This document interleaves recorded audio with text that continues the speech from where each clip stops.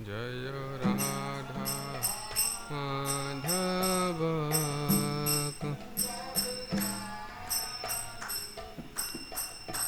राधा माधव कुंज बिहारी जय राधा माधव कुंज गोपीजन वल्लभ गिरिवरधारी गोपीजन वल्लभ गिरिवर यशोदानंदन ब्रज जन रंजन यशोदानंदन यशोदानंदन ब्रज जन रंजन यशोदानंदन ब्रज जन रंजन यमुना तेरा बनचारी यमुना बनचारी यमुना तेरा बनचारी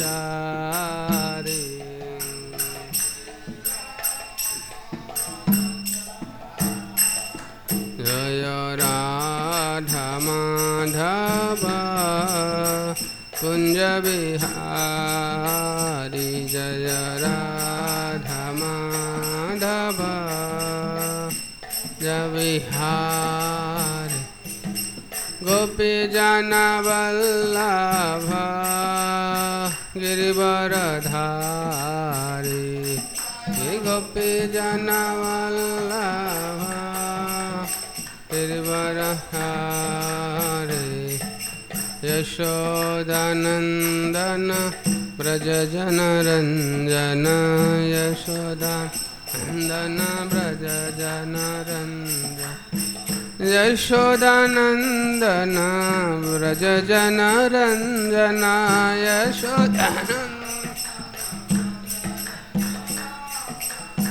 यमुना तीरा बनचारी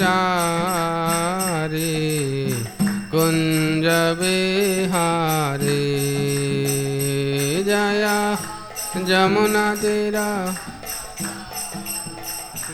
जय कुंज बिहारी जय राधा माधव कुंज बिहारी जय राधा माधव कुंज बिहारी जय श्री कृष्ण चैतन्य प्रभु नित्यानंद श्री अद्वैत गदाधर श्रीवासादि गौर भक्तवृंद जय श्री कृष्ण चैतन्य प्रभु नित्यानंद गदाधर श्रीवासादि गौर भक्तवृंद हरे Krishna Krishna Krishna Hare Hare Hare Ram Ram Ram Hare Hare Hare Krishna Krishna Krishna Krishna Hare Hare Hare Ram Ram Ram Hare Hare Hare Krishna Krishna Krishna Hare Hare Hare Ram Ram Ram Hare Hare Hare Krishna Krishna Krishna Hare Hare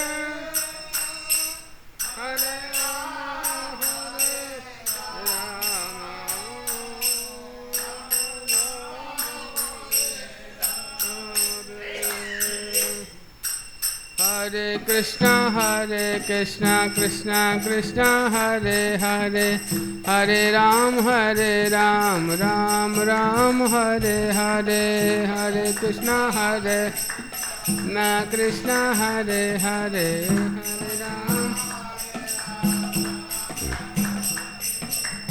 Krishna Krishna Krishna Krishna Hare Hare Hare Rama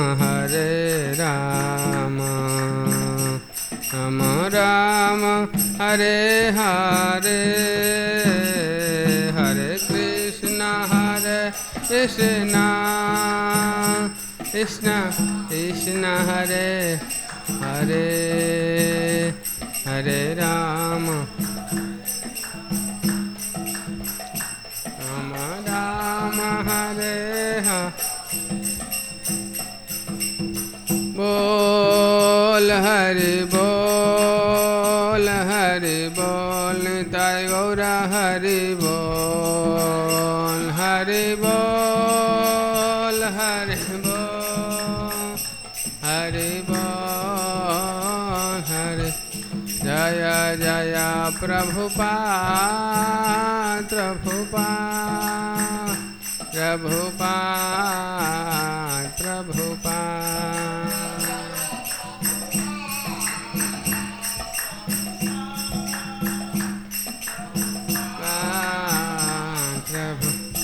Jaya Jaya Gurudev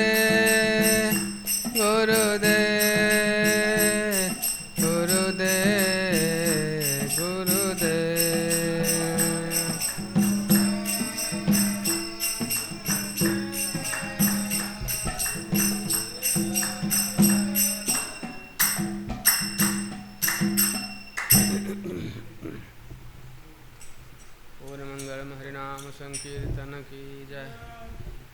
Shrimad Bhagavad Gita की जय। सद्गुरु श्रील प्रभुपाद की जय। अनंत कोटि वैष्णव वृंद की जय। अवैध भक्तों की जय।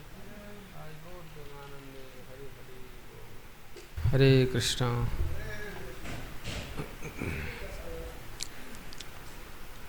आज भगवद गीता कक्षा को समस्त को स्वागत। आज आम प्रथम अध्याय श्लोक संख्या 3 श्रवण करछे। पश्येतां पाण्डुपुत्राणां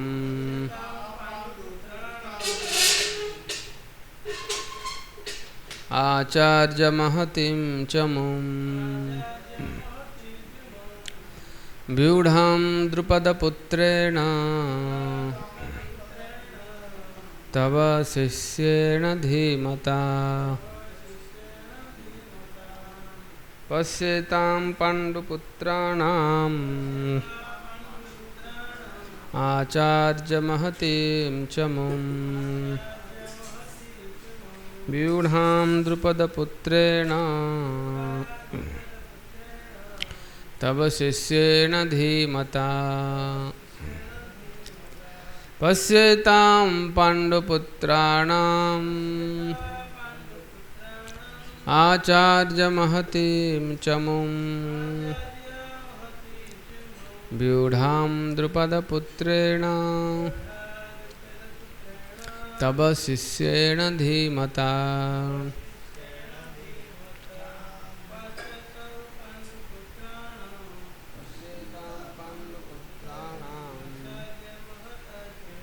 आचार्य महतीं चमुं व्यूढां द्रुपदपुत्रेण तव शिष्येण धीमता।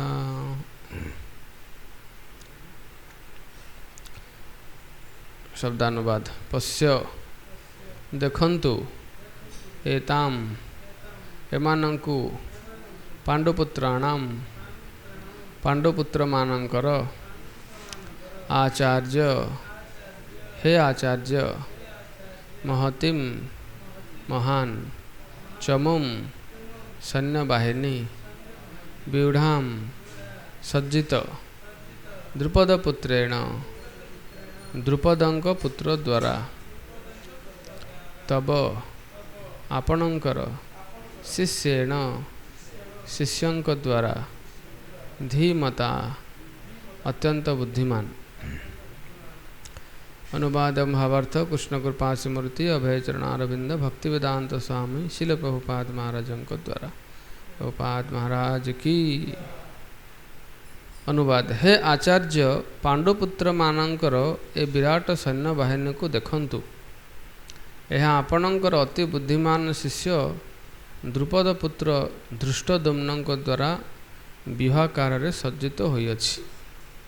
भावार्थ दुर्योधन जड़े विशिष्ट कूटनीतिज्ञ थिले। से एठारे विशिष्ट ब्राह्मण सेनापति द्रोणाचार्यंकर भूल देखाइबाकू इच्छा करिसंथि। द्रोणाचार्यंकर द्रुपद राजांक सहित कौनसी राजनैतिक कलह थिला। द्रुपद हेउछंती अर्जुनंकर स्त्री द्रौपदींकर पिता। ए कलह जोगु द्रुपद एक विराट यज्ञानुष्ठान कले। से यज्ञरु तांकु एही वर मिलिला जे से एपरि एक पुत्र लाभ करिवे जे कि द्रोणाचार्यंकु बध करबाकू सक्षम हेबो। एकथा द्रोणाचार्य भल भाव जानिथिले। से जड़े उदार हृदय विशिष्ट ब्राह्मण होइथिबारु सेथिपाई जेतेबेले द्रुपदंकर पुत्र धृष्टद्युम्न अस्त्र विद्या शिक्षा करने निमित्त तांकर शिष्य हेबाकू गले सेतेबेले से तांकू समस्त गुप्त युद्ध कौशल बिना द्विधारे शिक्षा देथिले। वर्तमान कुरुक्षेत्र युद्धरे धृष्टद्युम्न पांडव मानक पक्ष ग्रहण कले एवं से द्रोणाचार्य ठारो युद्ध कौशल शिक्षा करिवा परे वर्तमान पांडव मानकर सैन्य मानकू विवाहकार सजाइछंती। दुर्योधन एठारे द्रोणाचार्यंकर एही भूल को जणाउछंती कारण से तांकर गत भूल को मन पकाई सावधान हेबे एवं युद्धरे शिथिलता प्रदर्शन करिवे नाही। एतद्वारा से दर्शाइबाकू चाहंती जे द्रोणाचार्य तांकर प्रिय शिष्य पांडव मानक विरोध रे युद्ध करुथुला बेले जपरि कोहल नीति अनुसरण न करंती। विशेषकर अर्जुन तांकर जने अति विशिष्ट मेधावी तथा प्रिय छात्र थिले। दुर्योधन तांको सावधान कराइदेले से जदि ए युद्ध रे कोहल नीति अनुसरण करंती ताहले पराजित हेबाकू पड़िबो। ओम अज्ञानतिमिरन्धस्य ज्ञानाञ्जनशलाकया चक्षुरुन्मीलितं येन तस्मै श्रीगुरवे नमः।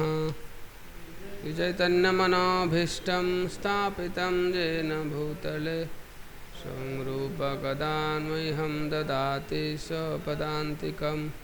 वन्देऽहं श्रीगुरो श्रीयुतपदकमलं श्रीगुरून् वैष्णवांश्च श्रीरूपं साग्रजातं सहगणरघुनाथान्वितं तं सजीवं साद्वैतं सावधूतं परिजनसहितं कृष्णचैतन्यदेवं श्रीराधाकृष्णपादान् सहगणललिता विशाखान्वितांश्च। हे कृष्णा करुणा सिंधो दीनबंधो जगत्पते गोपेश गोपिकाकांत राधाकांत नमस्तुते। तप्त कांचन गौरांगी राधे वृंदावनेश्वरी वृषभानुसुते देवी प्रणमामि हरिप्रिये। वाञ्छाकल्पतरुभ्यश्च कृपा सिन्धुभ्य एव च पतितानां पावनेभ्यो वैष्णवेभ्यो नमो नमः। जय श्री कृष्ण चैतन्य प्रभु नित्यानंद श्री अद्वैत गदाधर शिवासादि गौरभक्तवृंद। हरे कृष्णा कृष्णा कृष्णा हरे हरे हरे राम राम राम हरे हरे। हरे कृष्णा कृष्णा कृष्णा हरे हरे हरे राम राम राम हरे हरे, हरे कृष्णा कृष्णा कृष्णा हरे हरे, हरे राम राम राम हरे हरे।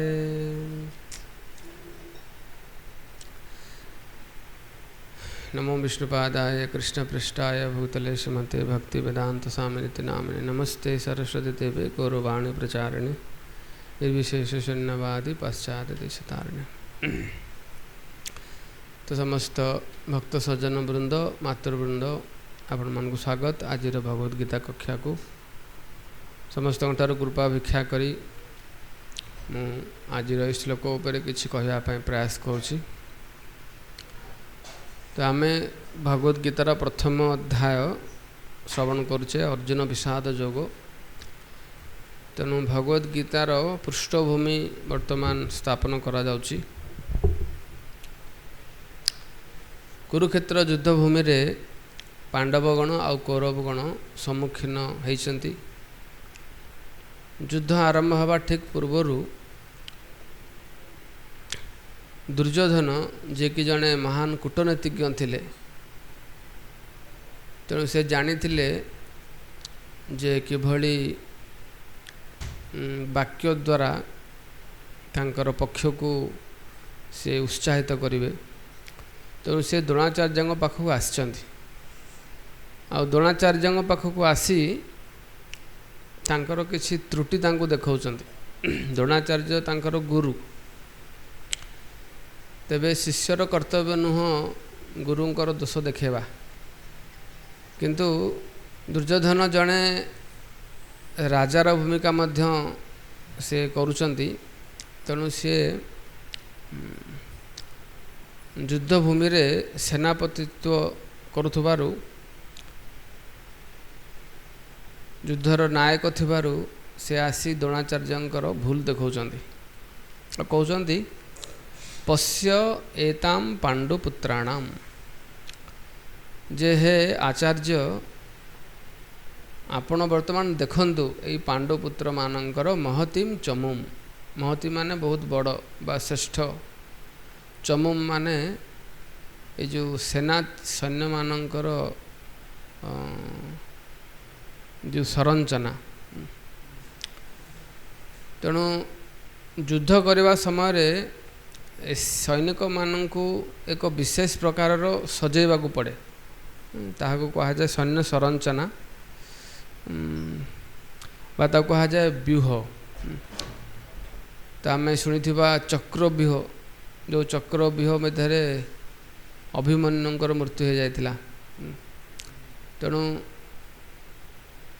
व्यूह अर्थ होची सैन्य मानू आउ सब योद्धा मानू एक विशेष प्रकार स्थान रे रखी सजेवा, जहाँफल जितेबाला शत्रु पक्ष आक्रमण करिवो सेतेबाला समाने ताकू घेरी नेबे आउ घेरी तार बध करिवे। तेणु ये गोटे कला, ये गोटे विज्ञान। जमती आम स्कूल कॉलेज रे पाठ पढ़ुचे, तो सेमिति युद्ध करवा गोटे विज्ञान। आ पूर्व काल रे ये विज्ञान शिखा जाउथला गुरुकुल रे। आ विद्या शिक्षा द्रोणाचार्य देइथिले उभय पांडव आउ कौरव को। तो द्रोणाचार्य उभय पांडव आउ कौरव को गुरु थिले, युद्ध विद्या शिक्षा देथिले। जदिव द्रोणाचार्य निजे ब्राह्मण, किंतु ब्राह्मण है मध्य से जने महान योद्धा थिले।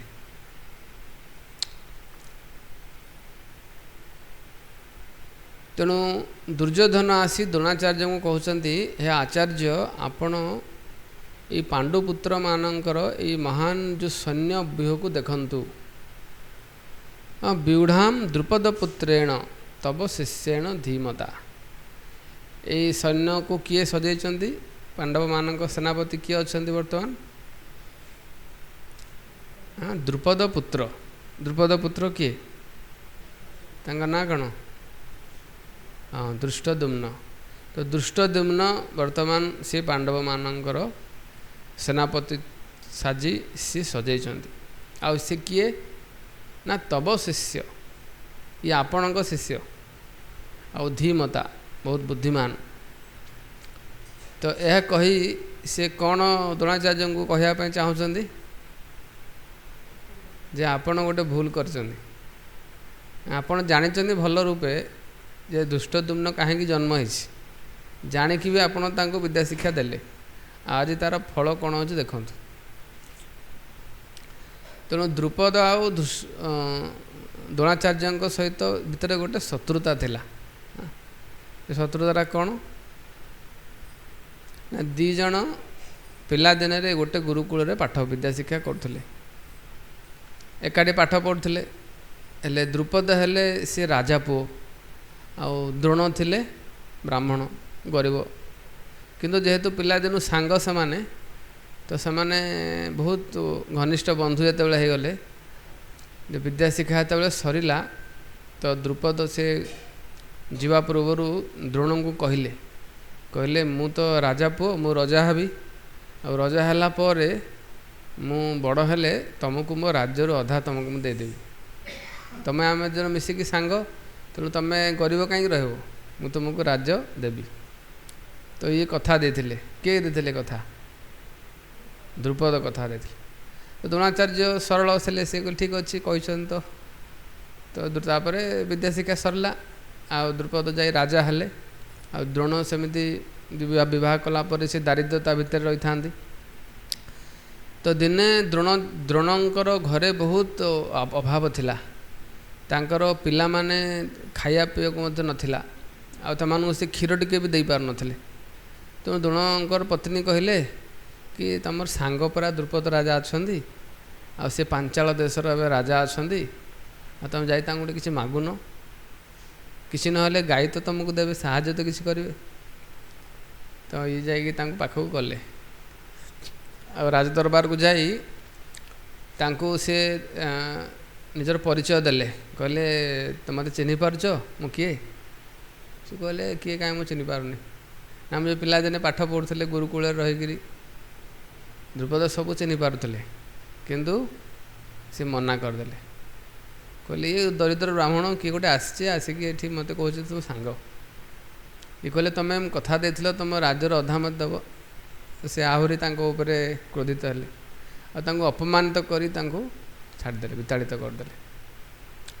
तो ये हूँ संसार बंधुत्वर लक्षण माने ठीक समय कम आसती आउ स्वार्थ पाई बा किछि सामयिक भाव आम बंधुत्व हो जाऊ असुविधा समय से आमको भूली जाते किंतु भगवान को जदि किए बंधु करथिबो भगवान भूलती ना।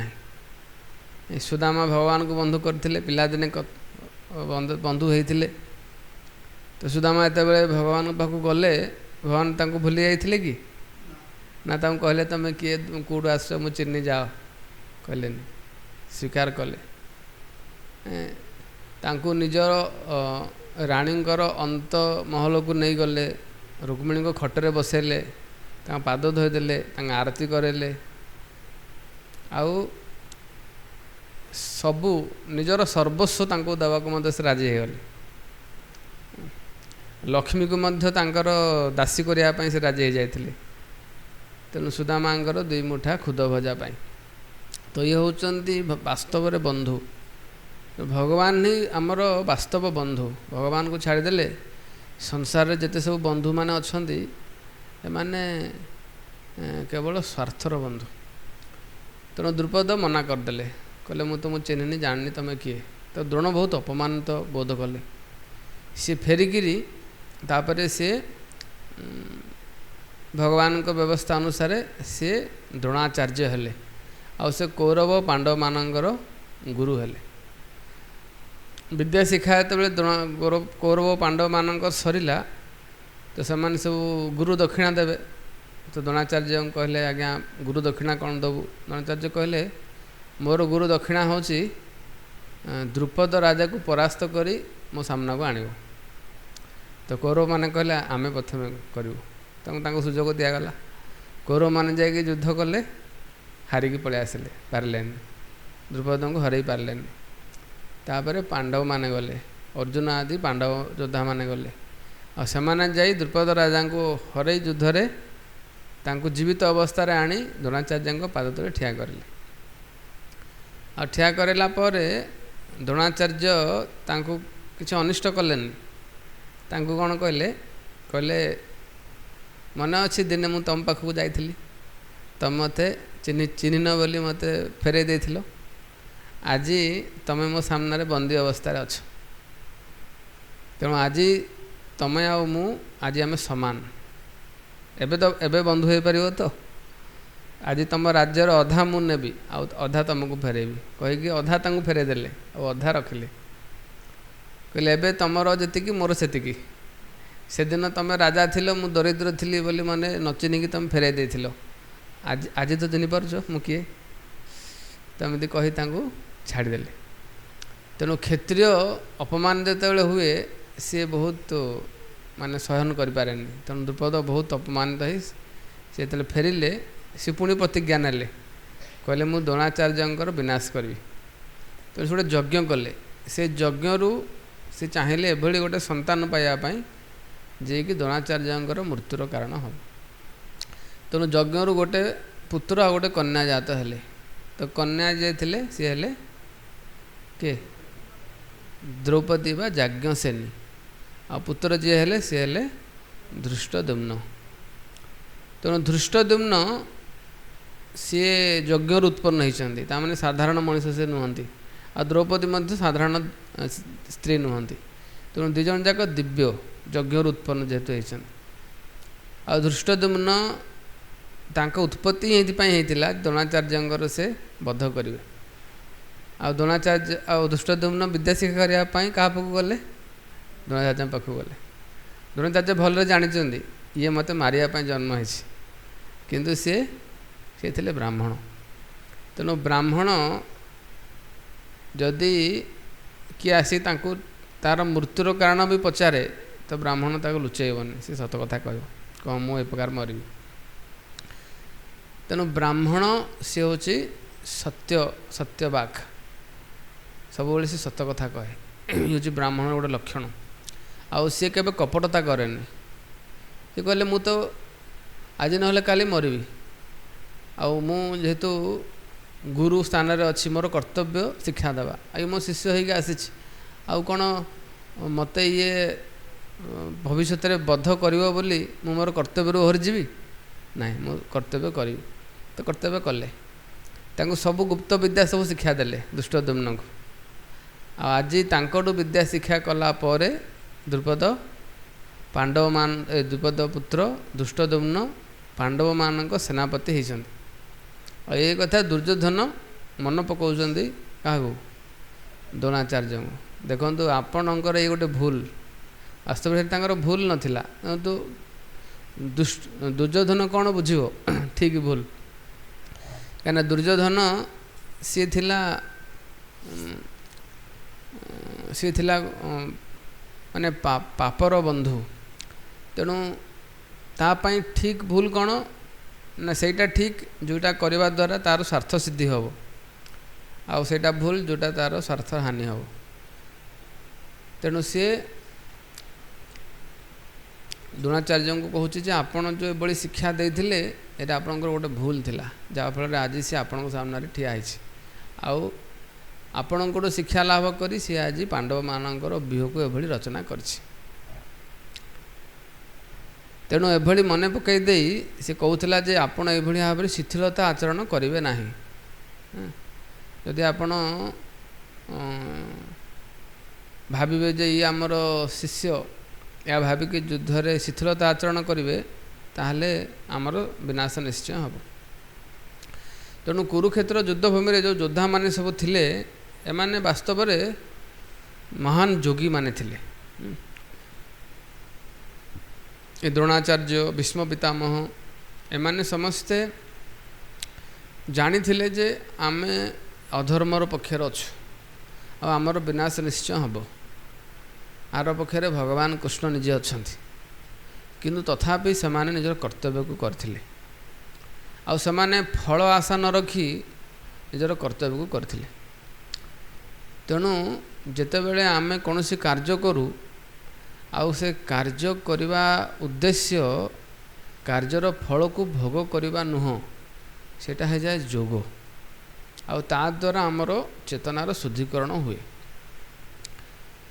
ତେଣୁ ଯେଉଁ ଭଗବାନ ଭଗବତ ଗୀତାରେ ଯେଉଁ କର୍ମଯୋଗର ଶିକ୍ଷା ଦେଇଛନ୍ତି, ତ ସେ କର୍ମଯୋଗର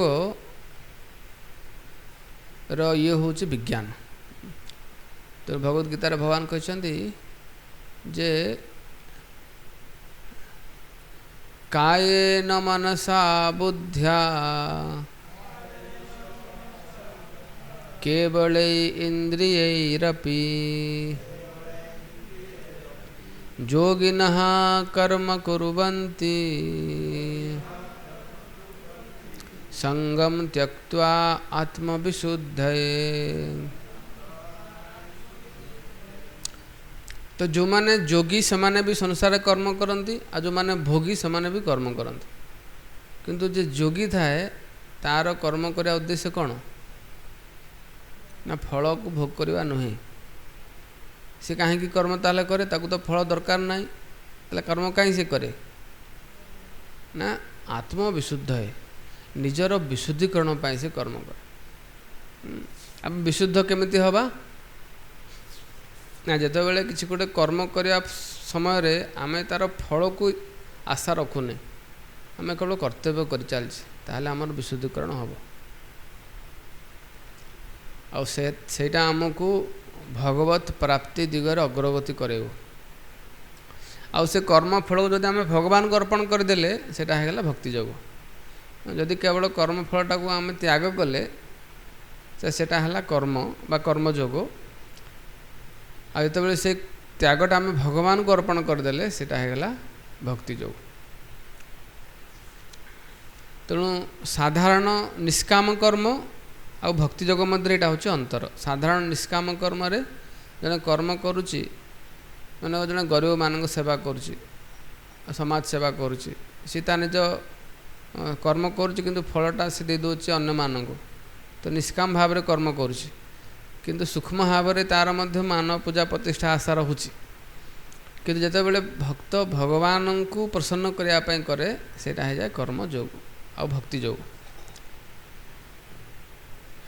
ତେଣୁ ସଙ୍ଗମ ତ୍ୟକ୍ତ୍ୱା ଆତ୍ମବିଶୁଦ୍ଧ ହେ। ତ ଏଭଳି କରିବା ଦ୍ୱାରା ଆମର ଚେତନା ଶୁଦ୍ଧ ହୁଏ। ତେଣୁ ଜଣେ ସଂସାରରେ ବନ୍ଧନରୁ ମୁକ୍ତ କେତେବେଳେ ହେବ? ଯେତେବେଳେ ସେ ତା'ର କର୍ମକୁ ଫଳ ଆଶା ନ ରଖି କର୍ତ୍ତବ୍ୟ ଜ୍ଞାନରେ କରିବ। ତେଣୁ ଜଣେ ସଂସାର ଗୃହସ୍ଥ ଜୀବନରେ ଅଛି ବା ସେ ବୈରାଗ୍ୟ ଜୀବନରେ ଅଛି, ତେଣୁ ବୈରାଗ୍ୟ ଜୀବନରେ ଥାଇକି ବି ଜଣେ ବନ୍ଧନରେ ପଡ଼ିଯିବ, ଆଉ ଗୃହସ୍ଥ ଜୀବନରେ ରହି ମଧ୍ୟ ଜଣେ ବନ୍ଧନ ମୁକ୍ତ ରହିପାରିବ ଯଦି ସେ ତା'ର କର୍ତ୍ତବ୍ୟ କର୍ମରୁ ଫଳର ଆଶା ନ ରଖୁଛି। ତାହେଲେ ଯଦି ଫଳର ଆଶା ରଖୁଛି, ସେ ବୈରାଗୀ ସାଧୁର ବେଶ ପିନ୍ଧିଥିଲେ ମଧ୍ୟ ସେ ବନ୍ଧନରେ ପଡ଼ିବ। ତେଣୁ ଏଇ ସୂକ୍ଷ୍ମ ବିଜ୍ଞାନଟାକୁ ବୁଝିବା ବହୁତ ଦରକାର।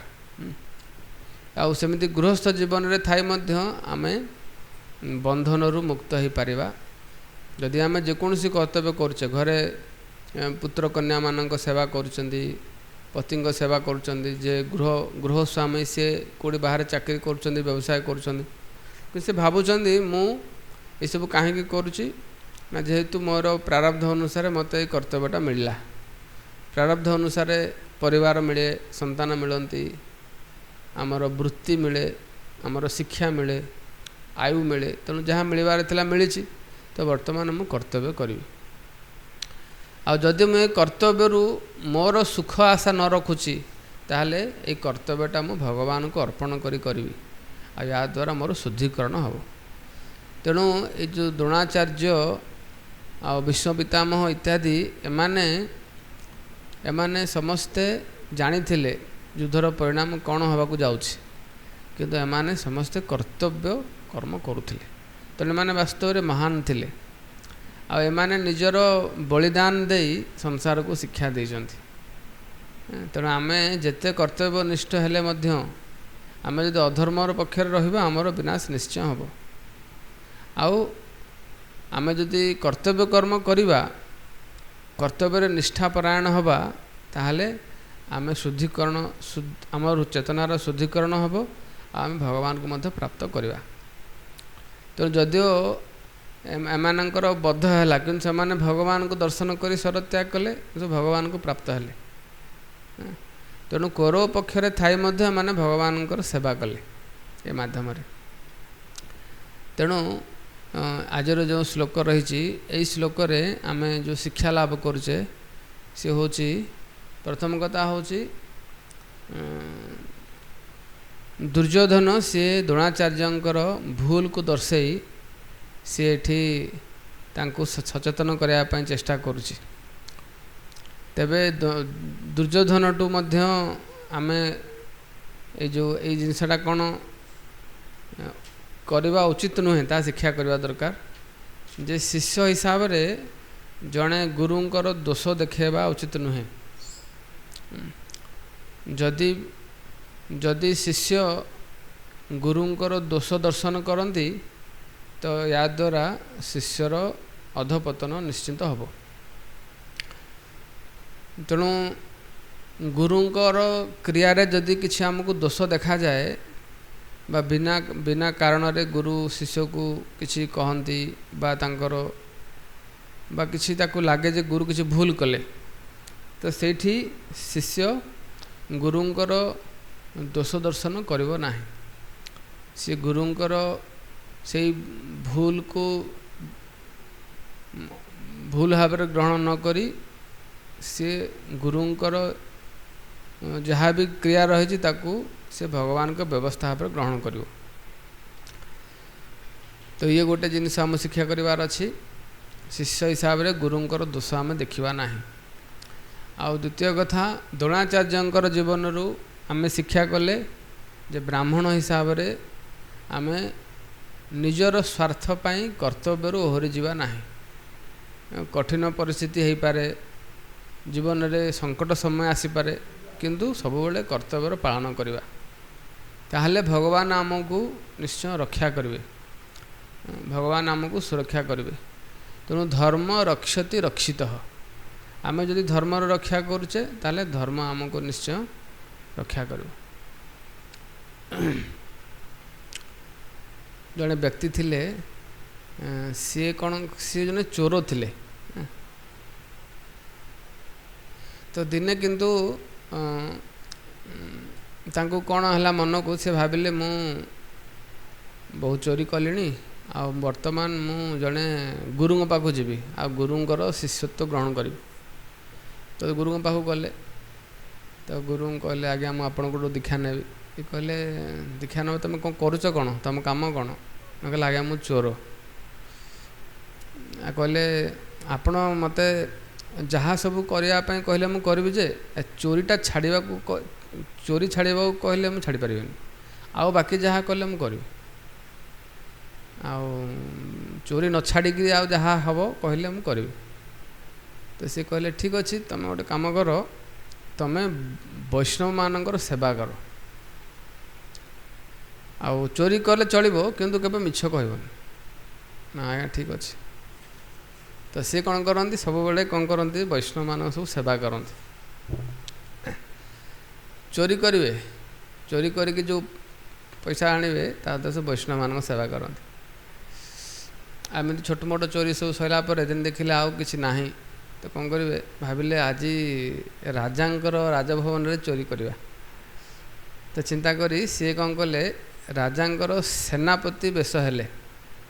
ସେନାପତି ବେଶ ହୋଇ ଘୋଡ଼ାରେ ବସିକିରି ଆସିଲେ। ତ ଆସିକିରି ଠିଆ ହେଲେ, ତାଙ୍କର ଗେଟ୍ ପାଖରେ ଅଛନ୍ତି ଜଗୁଆଳୀମାନେ। ଇଏ ଯାଇକି ଠିଆ ହେଲେ, ଏମାନେ କହିଲେ କିଏ ଆସିଛନ୍ତି? ଏ କହିଲେ ମୁଁ ଚୋର ଆସିଛି। ତେବେ ଦେଖିଲେ ସେନାପତି ବେଶରେ ଅଛନ୍ତି, ଚୋର। ଏମାନେ ସବୁ କହିଲେ ଆଜ୍ଞା କ୍ଷମା କରିବେ, ଆମେ ଆପଣଙ୍କୁ ଚିହ୍ନି ପାରିଲୁନି। ଫଟୋ ଖୋଲ, ସେନାପତି ଆଜ୍ଞା ଆସିଛନ୍ତି।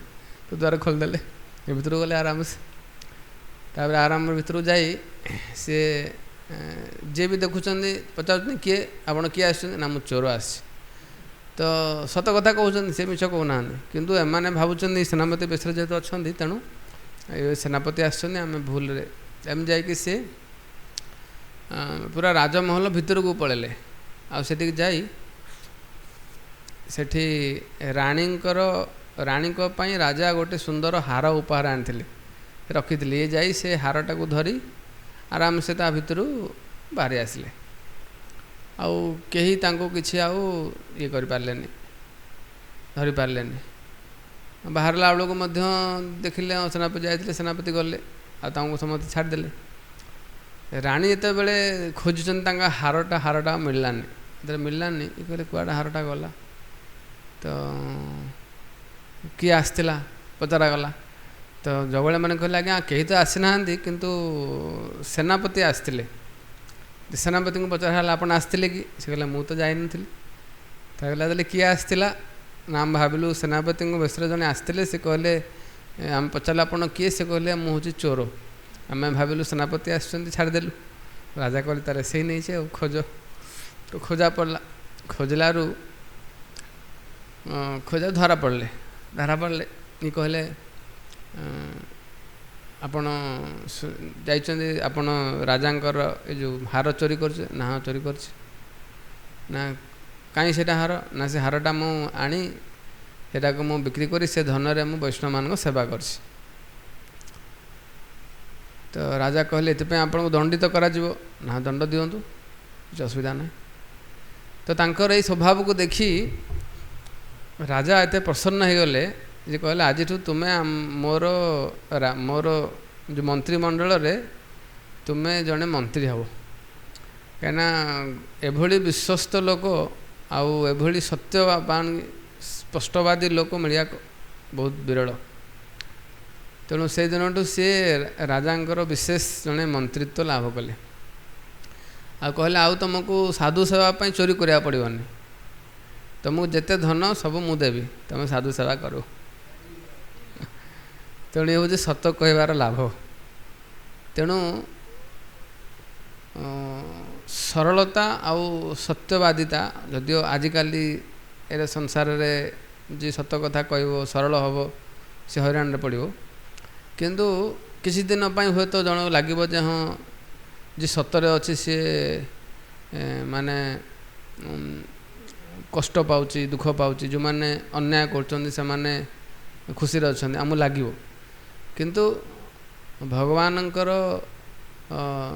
व्यवस्था रे एठी विलंब हो पारे किंतु अन्याय हेनी आम हिंदी गोटे कथा अच्छी भगवान के यहाँ देर है अंधेर नहीं तो विलंब टिके हो पारे किंतु अन्याय केबे हेनी संसार रे हुए तो लांच लुंचा देकी खसीज किंतु भगवान क्षेत्र में कि खसी पारे तेणु आमे जदि सत्य मार्ग रहीचे आमे जदि सत्य पथरे रहीचे तो भगवान आमको आज नहले काली निश्चय